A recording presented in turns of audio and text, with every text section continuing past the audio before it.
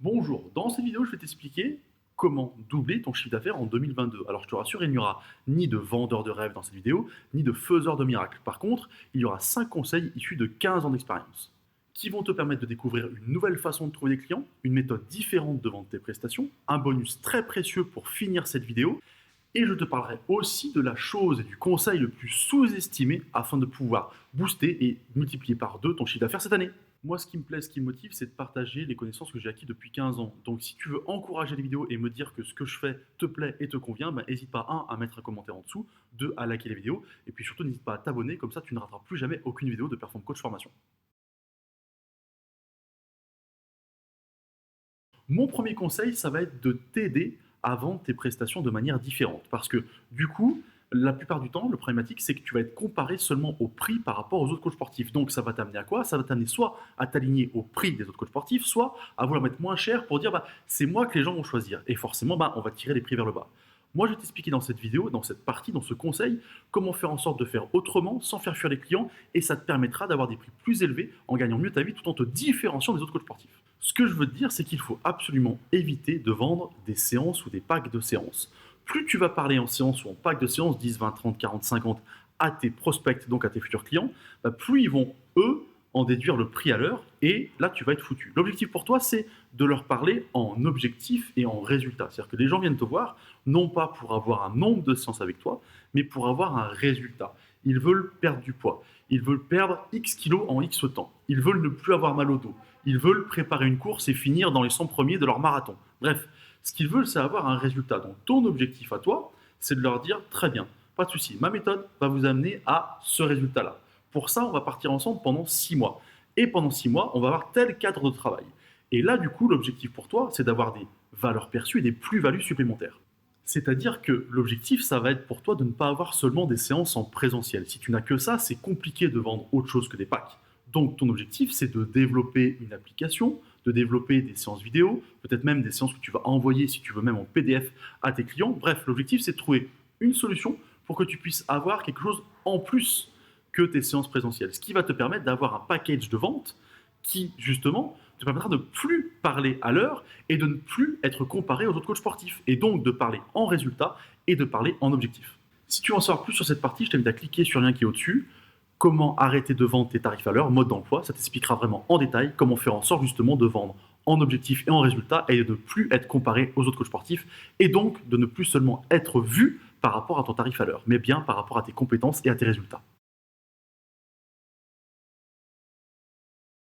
Mon deuxième conseil, c'est d'arrêter de prendre tout le monde tout le temps. Il faut que tu fasses de l'exclusif. Il faut que tes clients perçoivent que ce que tu fais, ce que tu proposes, un, n'est pas réservé à tout le monde, mais surtout n'est pas réservé tout le temps à tout le monde.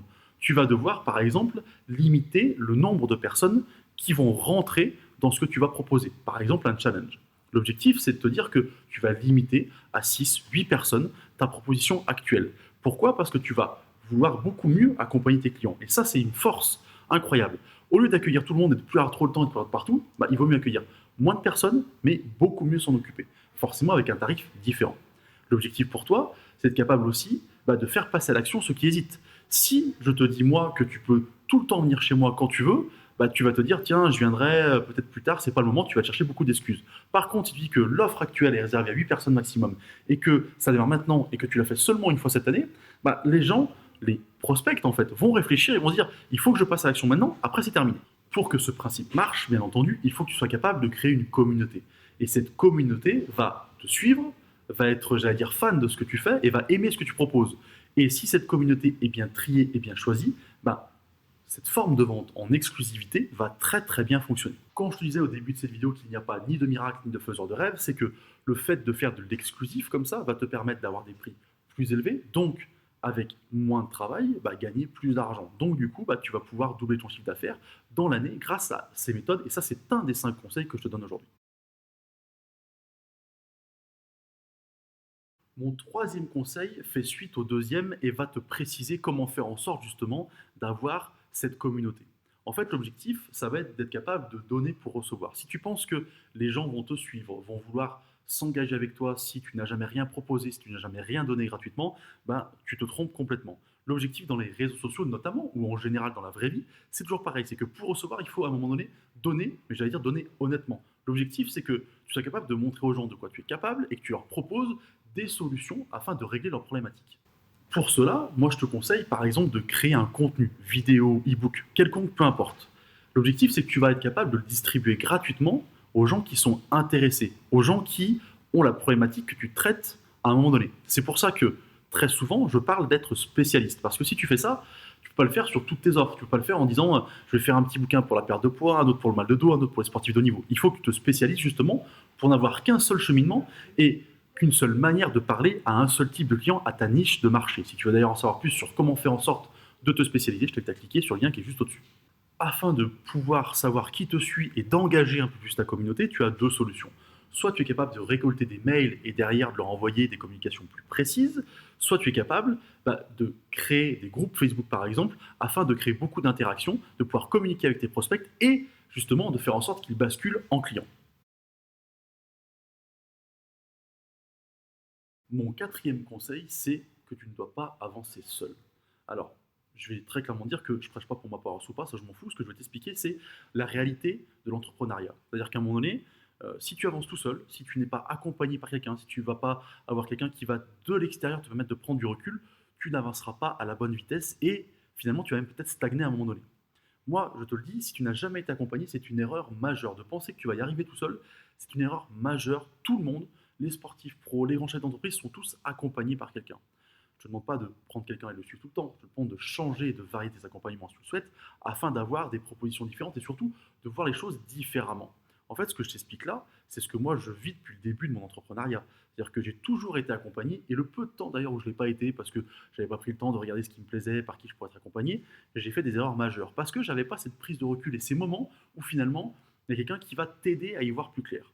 Tu vas devoir aussi te former aux meilleures méthodes qui existent afin de gagner du temps. Gagner du temps dans ta recherche de clients, gagner du temps dans tes tarifs et tes prestations. Ça, c'est très important parce qu'encore une fois, si tu le fais seul, certes, tu vas essayer, peut-être rater, essayer, rater, peut-être essayer, réussir. Mais combien de temps ça va te prendre? Quelle énergie ça va te prendre? Et finalement, est-ce que tu auras la meilleure solution possible comme ça?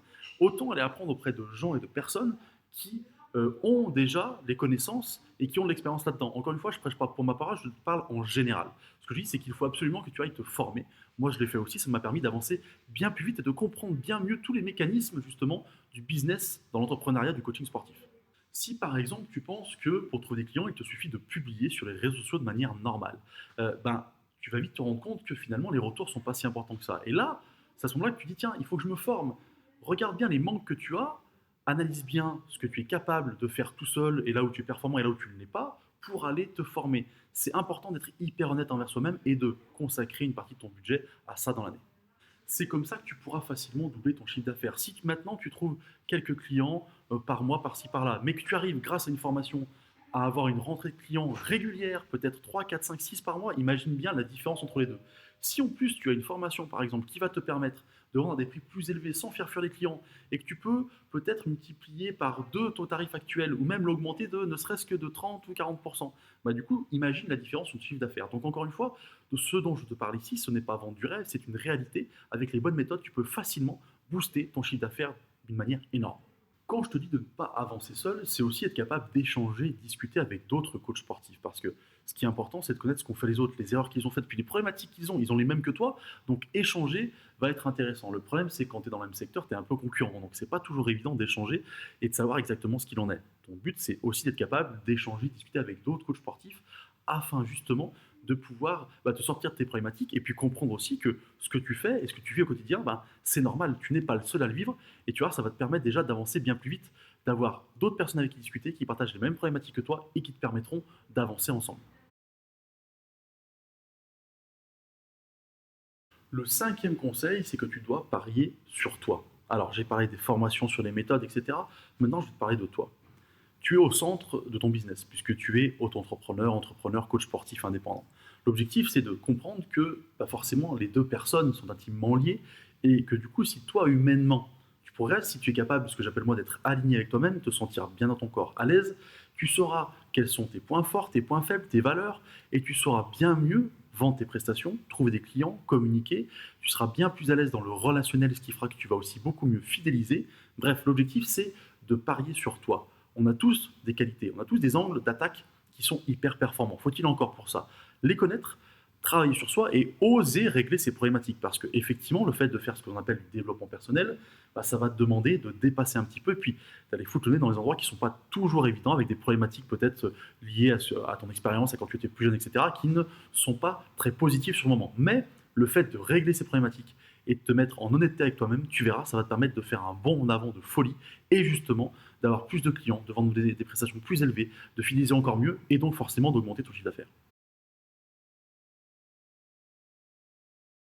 Pour terminer cette vidéo, je vais te parler du bonus qui est à mon avis le point le plus important dont je vais te parler aujourd'hui. Il y a une chose que tu dois comprendre si tu veux être capable de doubler ton chiffre d'affaires, c'est qu'il faut que tu sois capable de beaucoup mieux communiquer, beaucoup mieux exprimer ce que tu ressens et surtout ce que tu vas proposer à tes futurs clients. Mais pour ça, il y a une méthodologie qui fonctionne très bien, ça s'appelle le storytelling. C'est l'art de raconter des histoires. En fait, l'objectif, c'est pas de se dire qu'il faut se transformer et parler d'une manière ou écrire d'une manière qui n'est pas la tienne. Il faut mettre ta personnalité au service justement d'un outil qu'est le storytelling. Il faut que tu sois capable de faire comprendre à tes futurs clients, à tes prospects, que tu les comprends justement, que tu sais ce qu'ils vivent et que tu as les outils, les solutions et la méthode qui va leur permettre justement de ne plus avoir ces problèmes et de régler toutes les problématiques qu'ils ont. Par exemple, les personnes qui veulent perdre du poids, il faut être capable de leur parler, de leur expliquer ce qu'ils vivent au quotidien, la descente des marches d'escalier, la montée des marches d'escalier, le fait d'être capable de marcher un peu pour sa voiture, etc., de jouer avec ses petits-enfants. Bon, tout ça. La personne qui a mal au dos, de lui expliquer que tu sais bien que le matin c'est compliqué, tu sais bien qu'aussi, peut-être il n'ose pas tout faire parce qu'il a peur de se bloquer le dos. Bref, il faut que tu saches leur parler. Mais pour ça, il faut les bons mots, les bons moyens, et il faut hiérarchiser ton discours. Il ne faut pas publier dans tous les sens comme ça. C'est cette hiérarchie du discours avec différents points qui va te permettre en fait d'atteindre ton futur client. Parce que du coup, tu vas, par cette méthodologie, être capable de, encore une fois, lui parler, mais surtout lui montrer que actuellement il fait des erreurs majeures qui ne permettront jamais d'atteindre son objectif, et que toi, tu as les solutions, parce que c'est ton métier, parce que tu as aussi testé ça sur beaucoup de personnes et que ça a fonctionné, et tu pourras lui dire, regardez, ce que vous faites là, ici, ça amène toujours la même chose. Par exemple, le fait de vouloir manger moins pour perdre du poids, forcément, ça ne marche pas. Par contre, le fait de rééquilibrer l'alimentation sans se priver, ça, c'est quelque chose qui fonctionne et que je sais mettre en place parce que c'est ce que j'ai fait avec mes 100 derniers clients et ça a fonctionné pour les 100 personnes dont je vous parle. Encore une fois, je ne te parle pas dans le storytelling ni de mentir ni de surjouer. Il faut être capable de rester toi-même tout en hiérarchisant ton discours, en y rajoutant des mots et des termes qui viennent directement du vécu des gens qui ont les problématiques que tu traites. Pour conclure cette vidéo, je te rappelle que ces 5 conseils plus ce bonus, c'est tiré de mes 15 ans d'expérience et c'est ce qui va te permettre vraiment de booster et de multiplier par 2 ton chiffre d'affaires cette année.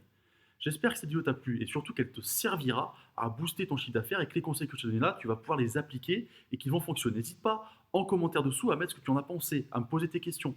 Comme je te l'ai dit, moi ça me permet de savoir que ce que je fais est cohérent, que ce que je fais te plaît, ça m'encourage aussi à continuer. Si tu as des questions, des idées de vidéos différentes, n'hésite pas non plus. Tout ce que tu peux me proposer me servira à améliorer votre quotidien en vous proposant des solutions issues de mes 15 ans d'expérience. Moi je vous souhaite une bonne journée, je vous dis à bientôt.